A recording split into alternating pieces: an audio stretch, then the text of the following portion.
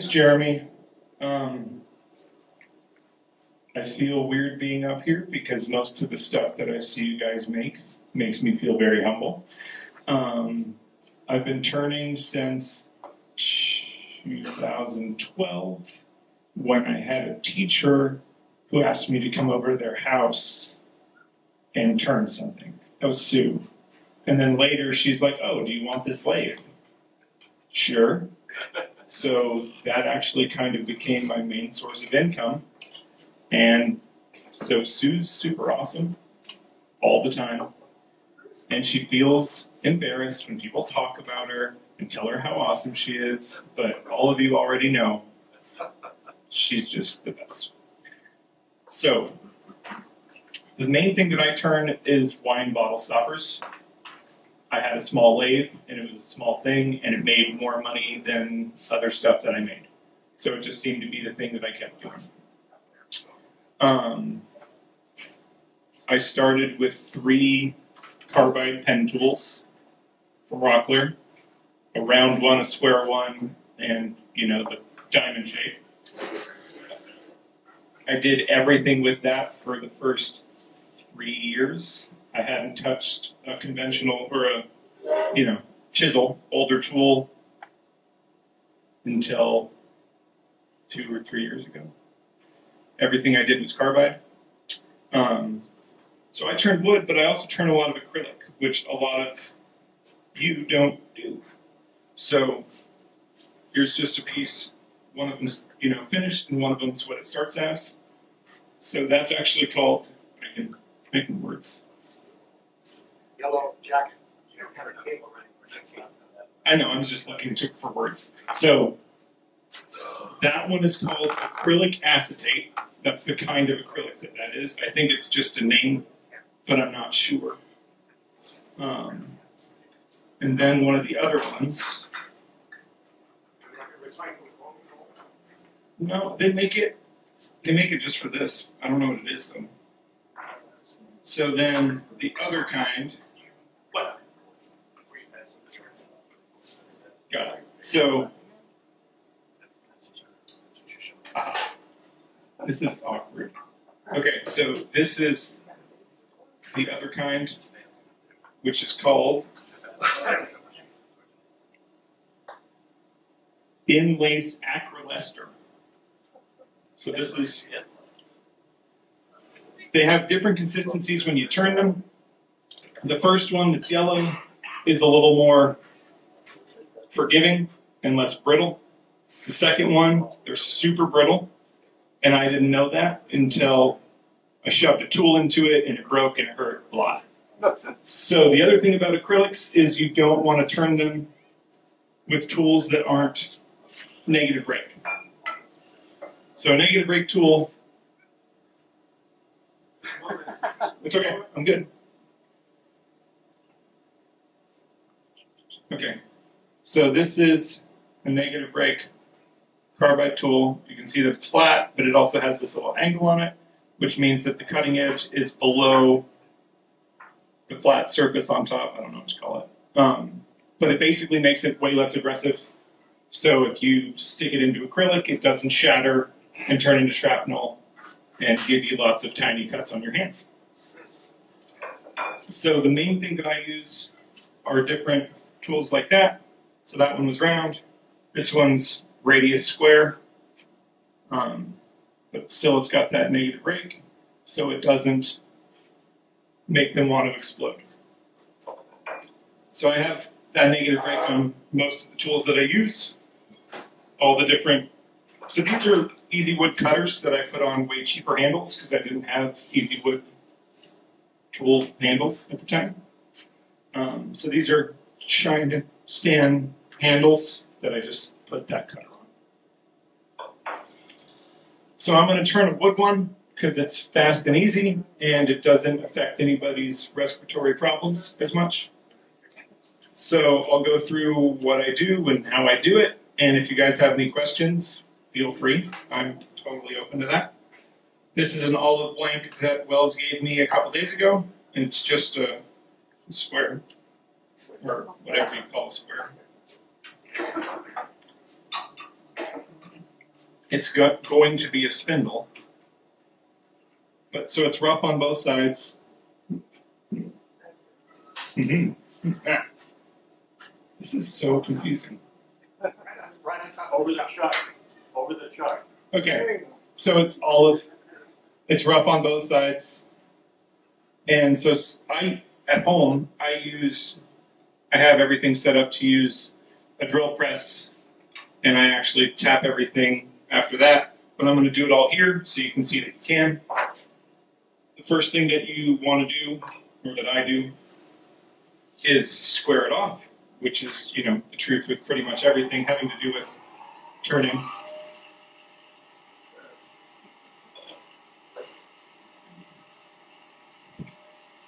Exact square stuff and make it right.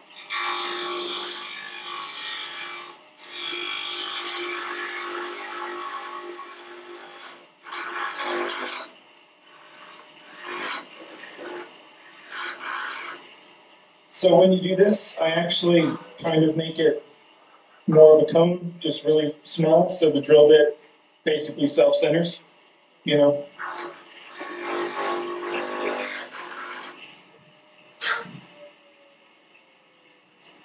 Oh, it's this thing singing. Maybe. So, not that you all can see side. Okay. Oh yeah, so there's a little dimple that I just put in there with the corner. So I have my drill bit, and I don't remember what size it is, and I don't take it out of this, so I can't tell you. But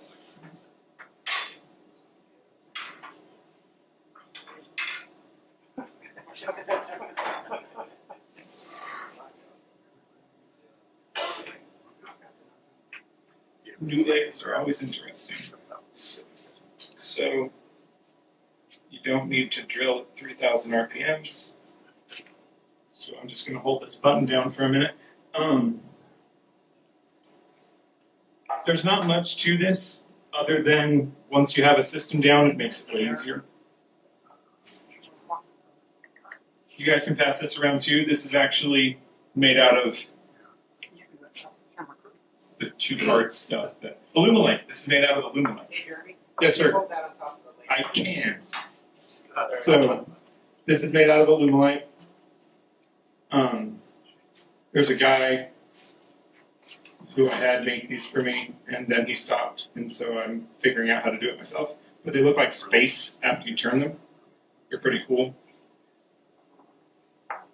And that stuff, out of all the acrylic type things, turns the best. It's smooth, it's buttery, but it does make powder that wants to kill you. So, well, all of them do, really.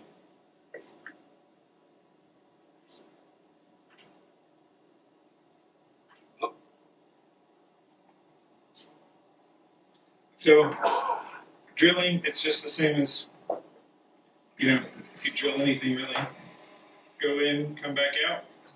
Go in further, come back out. Just to clear some of the chips out of the way. And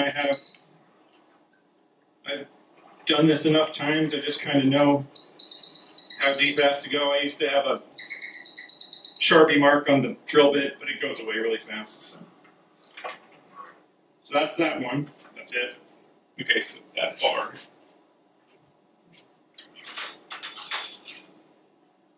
Then I have, in another, come out,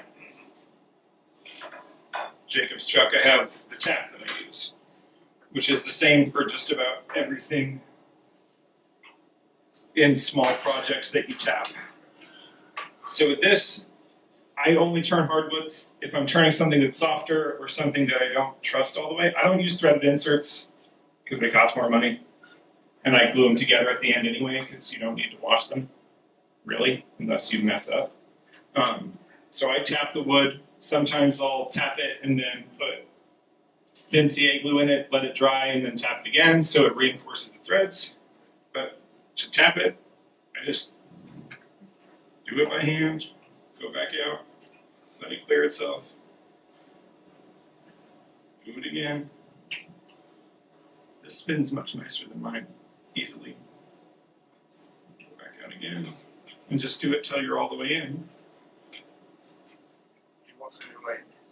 No, my lathe is fine. I don't have space for a big lathe anyway. Do you use a special tap? It's just a tap that I got from 3816. Craft Supply or somewhere. 20, I believe. I think it's 3/8. 3816. Yeah.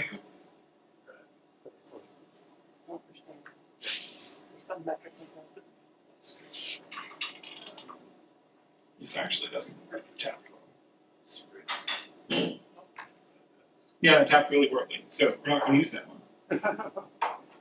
Try again. Backups.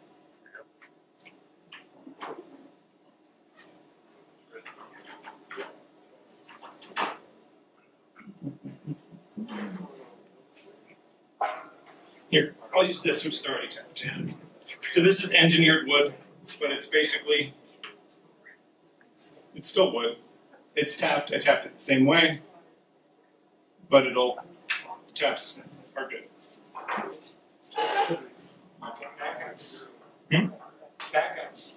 Sure. Backups always come in handy. So don't leave this in when you turn because it hurts.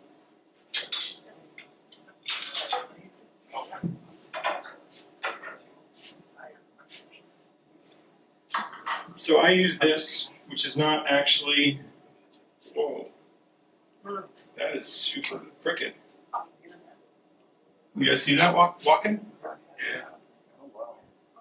Okay, so you're going to demonstrate turning an oval. Yep. Anyway, so this is actually a ring mandrel. It comes like this. You put these spacers on it and you can make rings, which I don't. But the thing that you normally get for turning bottle stoppers is about this long.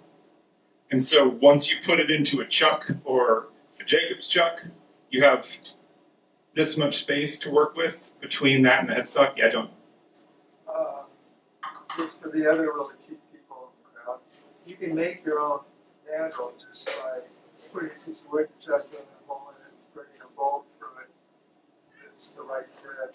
Cut it off to whatever length you want. You absolutely can. But that was before I could think that way. So I use this. It's straight at my house, but so you basically just thread your thing back on. I don't use a tailstock for support because it's so small you don't really need to. You should always use the tailstock. It's much more safe. We're all about safe in this club. Yeah, and we're moving on. So, to shape things is incredibly quick and fast. Yeah, that's jiggly. So this is a carbide cutter that is not negative rake. It's just, I think it's actually a hollower, but I just use it because it's tiny and it gets me tinier things. I have negative rake versions of this, but I just haven't used them for anything yet.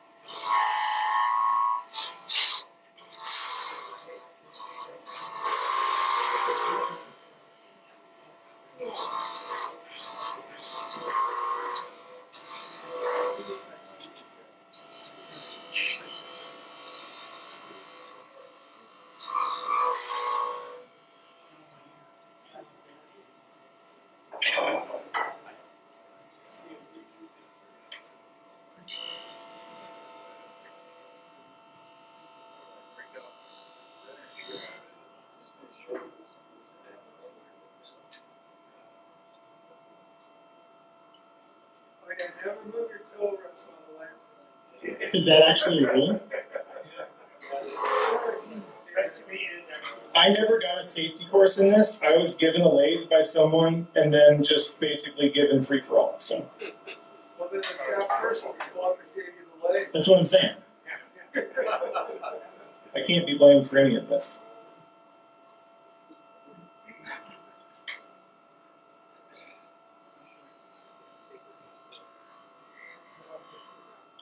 So you don't really have to do much to make it a pleasing shape. Also, if the fancier the wood or the fancier the material you're using, the less fancy shape you really need, which is true with everything. Let's go back. Well, let's turn. Jeremy, what speed are you turning at there? Right now I'm at about 3,000. Usually I just go as fast as the lathe can, because it's tiny and it doesn't really. Yeah, it's a spindle and it's this big, so it's not like the edge of the bowl is gonna cleave me in two. And it's pretty on there. I mean, not this. Yeah, this is oblong now, but you know, then I just take it down to 1,000 and I sand it. Usually I only sand 3 times. This is pretty smooth already, just from the way it was cut. So I put 120, 220, and 320 on it. And then from there I use either a friction polish or I am a woodworker too, so I have many of these, so that's what I use. You don't want to sand at 3,000, but I have to hold this button down.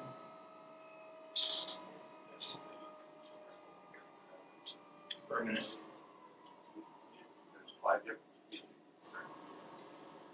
That's fine. So yeah,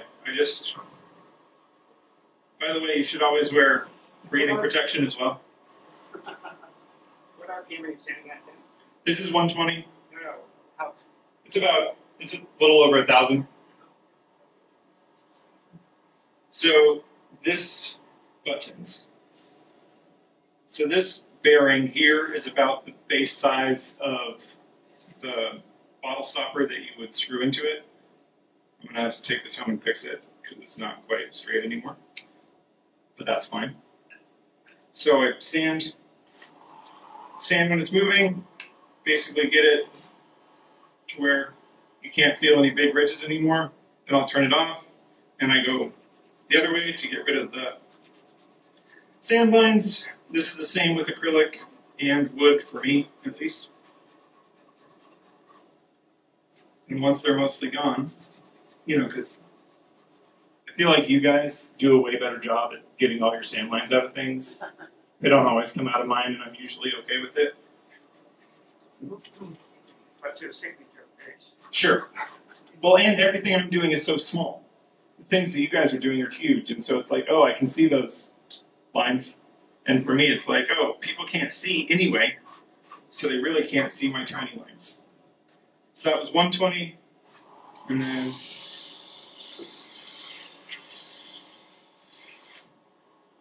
this is a fast process. For me, when I do this, I batch everything out, so I'll rough turn 50, put them over there, then I'll sand all of them, then I'll finish all of them. But I do them in, you know, I don't do wood and acrylic at the same time. I do one and then I do the other. So then this is 320, and usually that gets it to a point where I can put something on it and it's not, it's like just enough. Why do you split up the turn and sand it? Does that mean you have to take it out and put it back on? I have a couple things. Well, for me, it's just a different brain. So I have really bad ADHD. And when I'm turning, I want to turn stuff. So I turn all of it. And mine are centered right. So when I put them back on, it doesn't really matter. Yeah. Um, I'm just thinking of the extra time compared to picking up these sands. right. So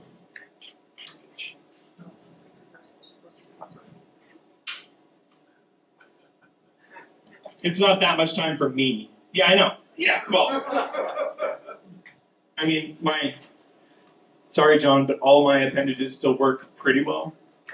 You know? So I use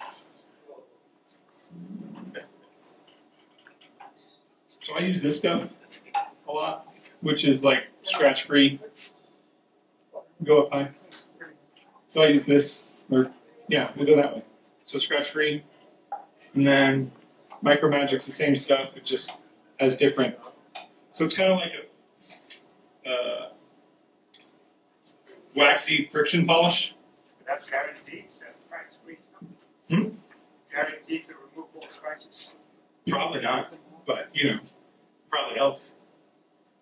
Where did you get it? I think I got this stuff at Craft Supply. Sergeant skirt here. Yeah. That's a pretty good job of hiding scratches. What is that? It's mineral spirits, and I just use it as a cleaner, like I think. What do you get? Or the stock? I get those. There are many places that sell them. Oh. They all sell them for different prices. I pretty much shop around until I find the best one that I can at the time. Craft Supply used to be really good, but they've been out of a lot of stuff lately. Also, there are tall bottle stopper bases and what they call mini bottle stopper bases. From my experience, there are people who drink wine and want bottle stoppers for it. Then there are people who like bottle stoppers because they're pretty. People who drink wine, for me, a lot of them tend to be women, and they tend to drink white wine. So they want to be able to put the bottle stopper in the bottle and fit the bottle in the fridge, which you can't do with a tall stopper. So sometimes they make little shorties, sometimes they're a little bit taller. Like this is a taller one for me. I don't usually make them, you know, I usually make them shorter than this because then all the women who drink white wine are happy. And that seems to be a large population where we are. As a product marketer, you make me proud. So I pre-cut blue towels at home.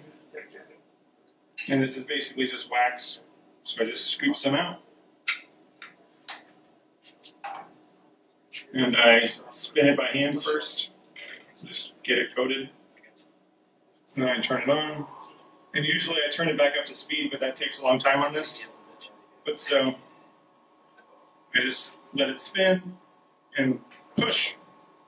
So you can see that it's shiny now when it really wasn't before. There's all this gross crap, which is a lot of the, so that's just one. So this is what I call the base of those three different levels, but it already feels nice. So I'm not going to turn any acrylic because it'll poison us all.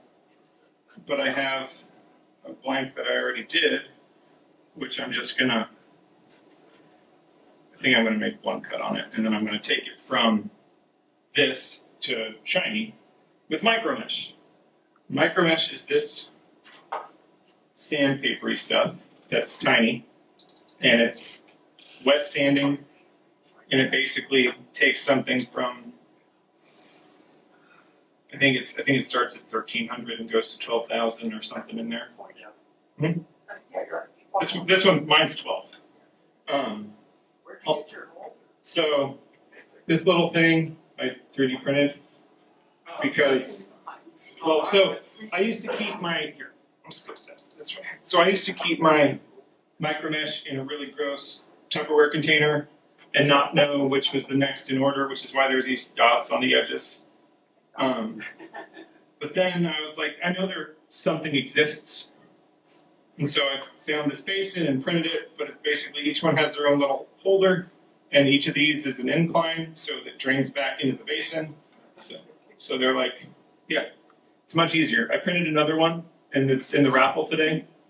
So, hey, there are drawing not raffle tickets. Did you make a cover for it? Huh? Did you make a raffle for it? No, I didn't make a cover. I like it when they dry out because I've had the mold before, so I like it when there's air. Yeah. So I'm going to take a quick cut on that to clean up one edge, or to see what it does on this lathe, I guess. I'm not going to take any cuts. I'm just going to polish it, because that's not happening. It's not round. Yeah, it was before.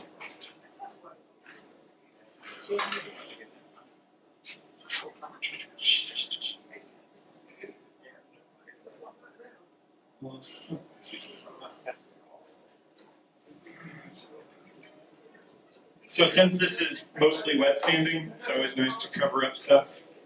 And you get covered in stuff as well. So ergo the face. So I'm gonna just, we'll see what it looks like since it's not balanced anymore. But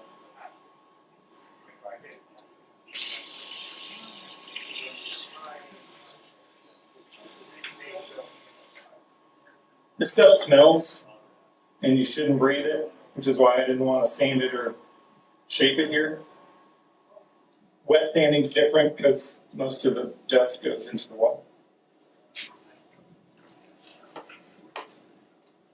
So let's just go. So I told you I have ADHD and I can't keep things in order. So usually what I do is I'll pull one out. I'll pull one out. I'll drop the next one in the bin so I know what I'm doing next. So when I wet sand, for me, I like to see water in between right here. Like there's a little bit building up. And if there's not any there, I know it's too dry. And if it's too dry, it destroys the micromesh. So I basically do this the same way as I do normal sandpaper. And I go the other way.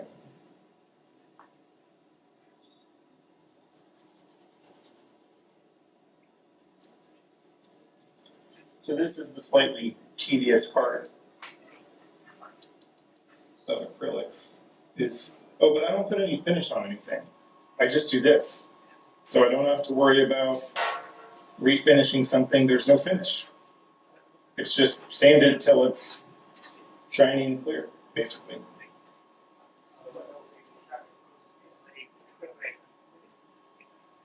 But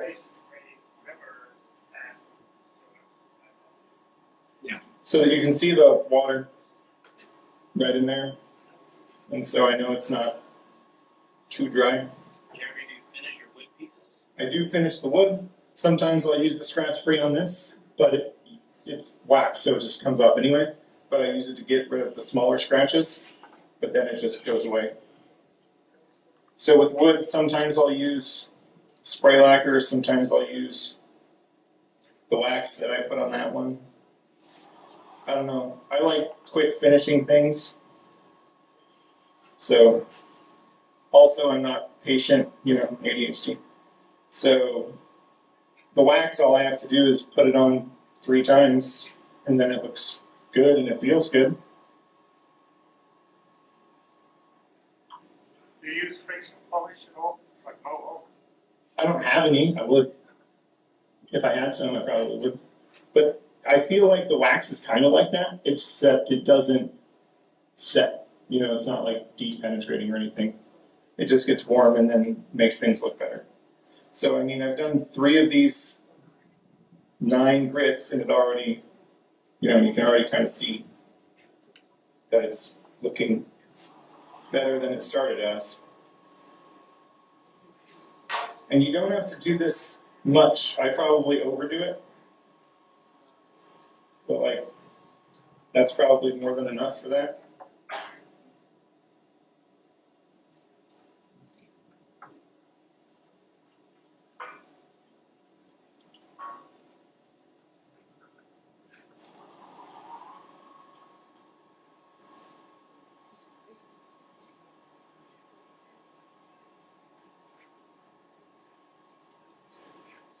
So right now this is only spinning at 1300. But I haven't noticed much of a difference between speeds. Sometimes I just leave it fast. And it still seems to work fine for me.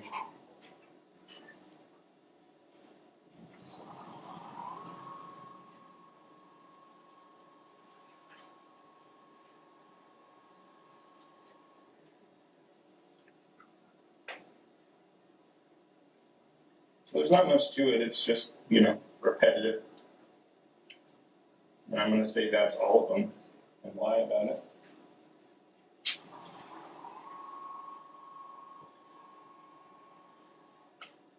So it's shiny.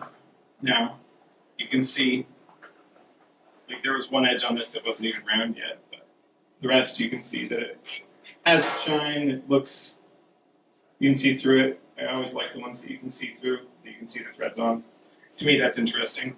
Some people probably don't like it, but I'm not them. I also have this stuff that I use, which is like plastic polish. How's that? There we go. Plastique, so like plastique, but plastique is an explosive. It's just another one that works well with wires. Really good. I had this one, Larry. What? So this is the same. I use this the same as the wax. I basically just go on, and then put some, give it some friction.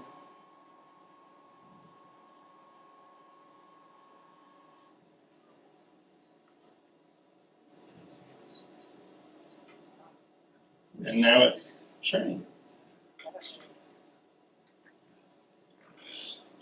So acrylics are different. They're brittle. Never stick a tool as fast into acrylic as you would stick a tool into wood, because it'll make you pay for it. The first time I turned the more brittle of the two, which is the interlace one, I just didn't know. And I had a chunk on here that was that big, and I stuck a diamond tool into the middle, and it shattered, and it punched me in the chest, and then stuck into the ceiling. So it doesn't feel good. Also, when you turn acrylics, it feels like there's shrapnel hitting your hands. Is that little pieces of glass? Yeah, I can feel like little pieces of glass. But once you actually figure out the best ways to do it, it doesn't do that as much. As long as you're not being overly aggressive, it doesn't really do that. One thing that I do that is nice to know, so a lot of the blanks that I get start as squares, and it's much nicer to start with round, as everything isn't turning. But when you're turning a spindle that's acrylic into a cylinder, I use, instead of like, how you push and get everything flat, I usually pull away from me with a corner like this. So I'll put this into the outside, into the top, front, whatever, and pull this way to get it round, as opposed to going in and in and in and in. Because pulling it that way, not only does it shoot everything away from me, but it's cleaner, it's faster, and it's just less mean, really. Pushing it in every time, it just wants to tear and break and shatter and spray you. I don't know if there's much more to say unless you guys have questions. Want to show some of your finishes? Well, I have a bunch. Wells likes my carrying case, so he told me to bring it with me. It's not really a bag. It's like luggage.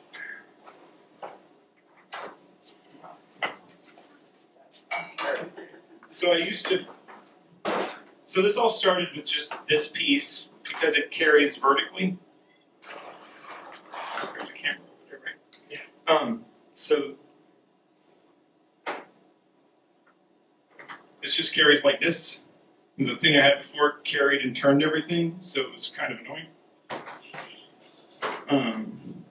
But this is like, to me it looks like a tackle box really. So it opens up. But so this is one of the interlace ones. We call the color Peacock. How much? Huh? How much? How much what? What you sell for? So I sell the acrylics for $40 and I sell the wood for $35, and nobody really complains. How much you pay for Yes. So the bases that I use usually range between $7.50 and $5. All the ones that I've used so far are stainless steel, because if you actually put it in lime, the ones that aren't stainless steel corrode and get gross. Yeah. But apparently some people don't put them in lime, and they don't want to pay that much for them, so that's why the other ones exist. The chrome-plated ones that cost $3 a piece. So I'll probably get those soon and sell those. I'll tell people that these, I mean, they still work in wine, they just get gross over time. And to me, that's not the idea. So here's another piece of that engineered wood that I just, like the red stuff I just did, which is, it's basically just dyed plywood. Huh? I don't know. I found a lot of it on eBay, and from someone's. Microply sells that stuff. Okay. Like here's that green. Can I steal the camera and put it over here? Or do you want to do it? Because that makes it, you know.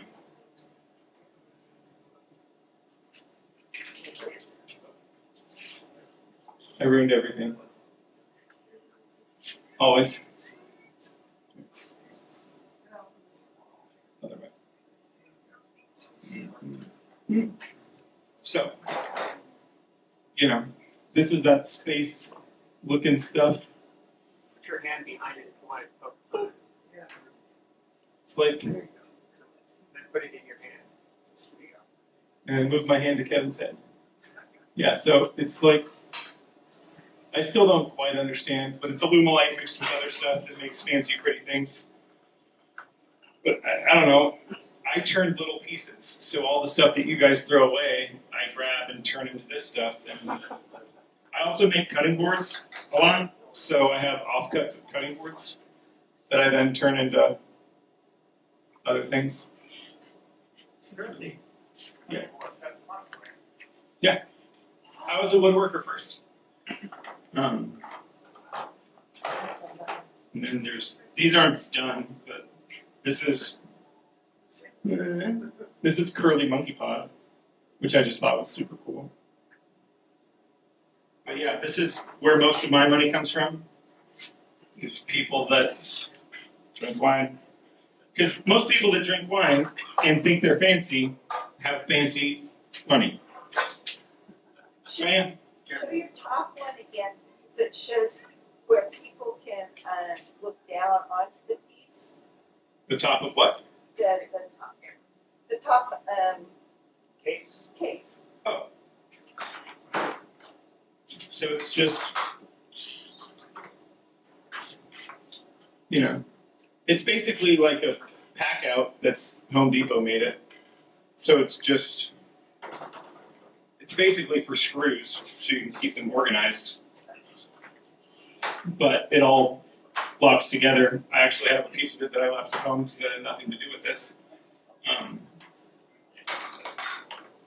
But I also started making somewhere. So beer pulls, beer taps. Same threads. I am going to use threaded inserts in these because people take them on and off to change them or to clean them. But this is just Purple Heart that I burned to make it look better and to keep its color. Yeah. So these are some of the bases that I just got from a company that I didn't know existed before, which is just called stainless steel bottle stopper. But these ended up being 5 1/4 a piece. I bought 50 of them or so, and I got 3 different styles. Never buy stopper bases or anything from Rockler or Woodcraft because they don't give you a discount if you buy more of them. So it's. What about Root Niles? So I have some of the Niles ones. Did she give you a discount? They're not as good, and these ones. So this is the Niles one, and it costs. Different style. Right, this is one of them. This is the most common one that you see places other than their website. But this one cost $7.45 a piece, whereas the ones that I just showed you are 5 1/4. And the discounts on this ones aren't as good. Yeah, so does some of the other ones. Yeah, so I've also buying, acrylics and things. They vary in price depending on where you get them. Woodcraft is usually $18 for a 1.5 inch square by 6 inches. So I cut that into 3, so it's $6 a blank, and then another $5 for the hardware, so it ends up being 11 or 12 bucks, and then I sell them for 40. When you sell the stands, you can sell the little thing for the ones that don't stand up. To stand in it and sell it. I haven't. I could. Drilling holes is something I am incredibly good at. So your display stand that you craft show, have you ever thought of making smaller ones and bundle those? So buy the whole kit and 4 stands or 5 stands to show up in your door? No, that's a good idea. No, I haven't done that. That's really fancy money. They want to show off their fancy box. I always figured people would put them in a drawer or put them in line. So, But they got that fancy fridge and stuff. You can turn wooden wire bottles. you told me that a year ago. Exactly. Right, as a display. Yes, sir.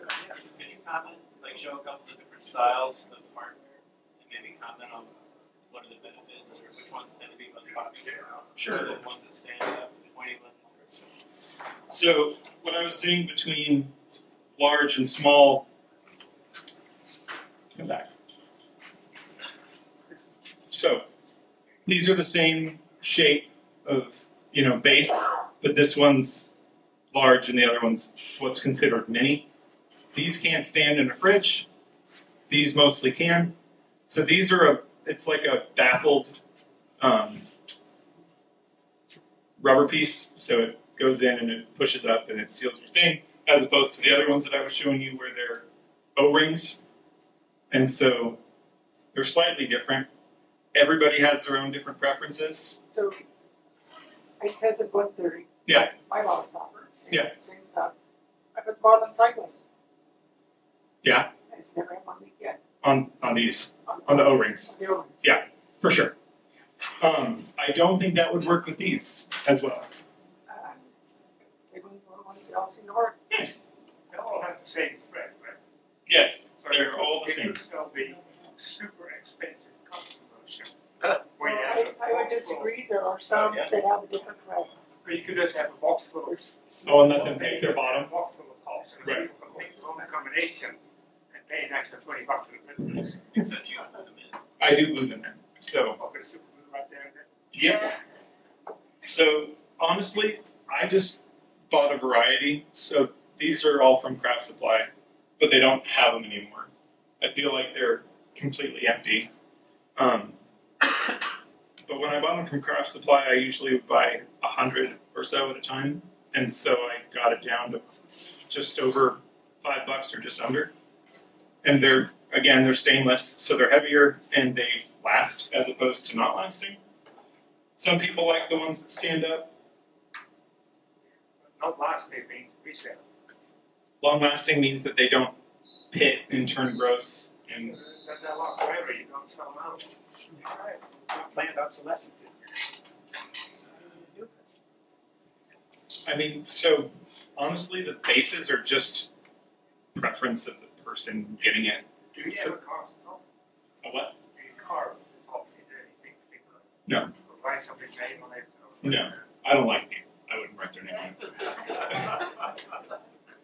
But you could do it, so, when it's $20, I'll write the date and the date. No, that's a terrible idea. You guys got married. That to me sounds like more work than actually turning the thing. And yeah, I wouldn't do it. But if they asked me that, not on the spot, if that was like someone bought something else and they were like, hey, can you do this? Sure, I'll do that when I don't have to look at you. And I can do it at home when you're not staring at me, watching me try and write your name wrong. Yeah, you could charge a lot of money if this was like a wedding thing. Right. And this is the date of your wedding. And they use it for the box and Well, actually, what you want to be, yeah. to be get like sort of, down the get all that. Yes. With the If I had a CNC, I would absolutely do that and make it really fast. Hey Sue, this is Osage Orange too. Oh, nice. It's pretty. Beautiful. It turns nicely. All times. Anybody else? Anything? Where do you primarily sell it? I sell at craft fairs. Word of mouth. Basically, I started making stuff, and my wife's like, "Oh, you're going to sell these?" And I was like, "What? No, I'm not." She's like, "No, you are." I was like, "Oh, okay." So she kind of. I am not a person who sells things. I don't want to sell things to people. I love giving stuff to people, but then I lose money apparently. So. Are you listening to Right. So it kind of just went from there because I made someone a cutting board once. And then my wife's like, "Oh, you're selling these now." I'm like, "Okay." Then I need so many more tools. And she was like, "Wait, what?" I'm like, "You said it. It's over." So. They look at shoes, you can buy it. Right. She also, though, doesn't buy anything ever other than she buys art. I buy t-shirts, and she's like, "You just stop buying t-shirts." I'm like, "You just bought art." I don't think those measure up. Anyway, I have one question. what's up, Susie? I know you make tie-dye shirts. Is Yes. this what you make? Yeah. So that's one of the other things that I do because my son wanted to make tie-dye when he was 7, and we bought one of those kits and tried it, and it looked horrible, and I was really upset because I'd seen how cool tie-dyes can be, and I kind of, ADHD, you have a lot of interests. So I took a deep dive into that one, and now I can make shirts that are pretty awesome. This is just one when I was using up what was left over in all my dye. And then they turn into work shirts for me. Like this one also has paint on it from when I painted a closet. And also, yeah, Pizza My Heart shirts, they're the best things to get to tie-dye because they cost like $1. And you get pizza. Anybody else? I find it for demos, the cool thing to do with wall stoppers is to start with a really rough sawn piece of wood. Right. That you have pre-built and everything, you don't do any of that. You have to really rough you show that. Right. You stick it on, you never stop it until you've got the final fixing parts. Right. I did that with the kid. Yeah. So The kid at the thing downtown. I let him pick what piece of wood he wanted, and then I let him pick what shape he wanted, and we just kind of went through it. And then at the end, I gave it to him, and he was happier than anybody I've made that happy in years. So but he was like 5, and Wells was like, "I did all this stuff. I didn't do anything." That kid was the one who was doing everything and making me look incredible. He succeeded. and then he told you to go sell them. That kid? No, I just gave the kid the one that I turned while he was standing there.